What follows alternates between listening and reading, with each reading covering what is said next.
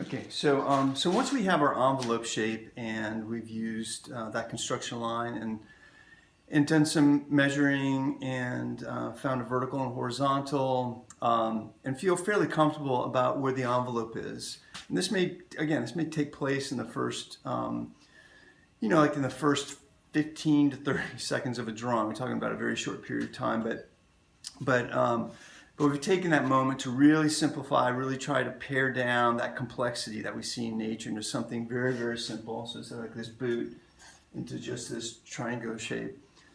So where do we go next then?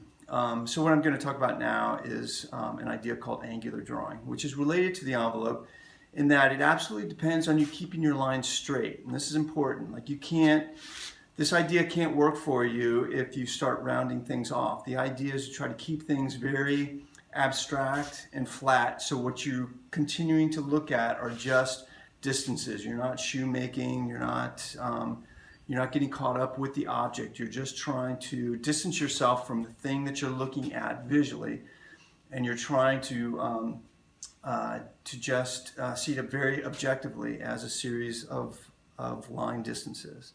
So it's important to keep the line straight.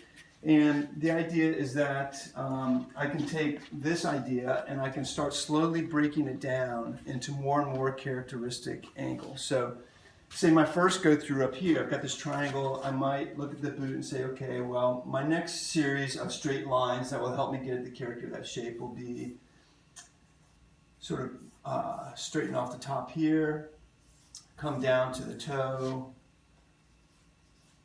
The toe angles up, down this way, over, up.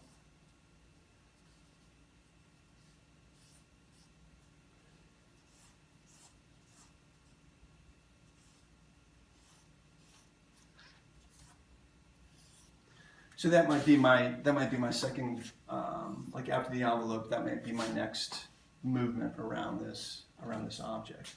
And I'm making these lines. It's a nice idea to sort of make these lines go past where they're supposed to go. So you're not thinking, oh, I'm making the contour of a boot, but I'm just thinking of a line that has a particular distance and a particular angle to it. And then my next go through, I might say, okay, well, down here, this really breaks. Right now, I've got one line here. It really breaks into a line coming down this way, and then like this. So down like this.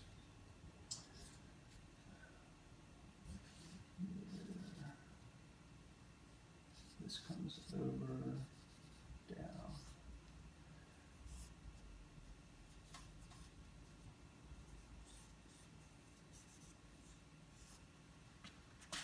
Okay, that might be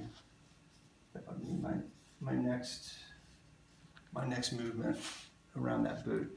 And so the idea is to start from sort of a large, simple idea, and then it's almost like you're carving it out of a block of wood or something. You continue to take more and more angles off, and this way you keep the object in a fairly simple state. You haven't emotionally committed to it. So if I get to this stage, say, and I decide, well, my height versus width is off, and I need to make this whole thing longer. I haven't gotten caught up with the contour, so I'm not so invested with my drawing that I can't make a change, and that's important. So this slowly brings you along in terms of developing the object, but still keeping you in a place where you can make important changes if you have to, because each time you develop a part of the drawing, you're going to see it a little bit more clearly. You're going to be able to judge what you're doing against what you're seeing a little bit more clearly. So you always want to sort of stay in a flexible position where you can make a change if you have to. And this keeps things very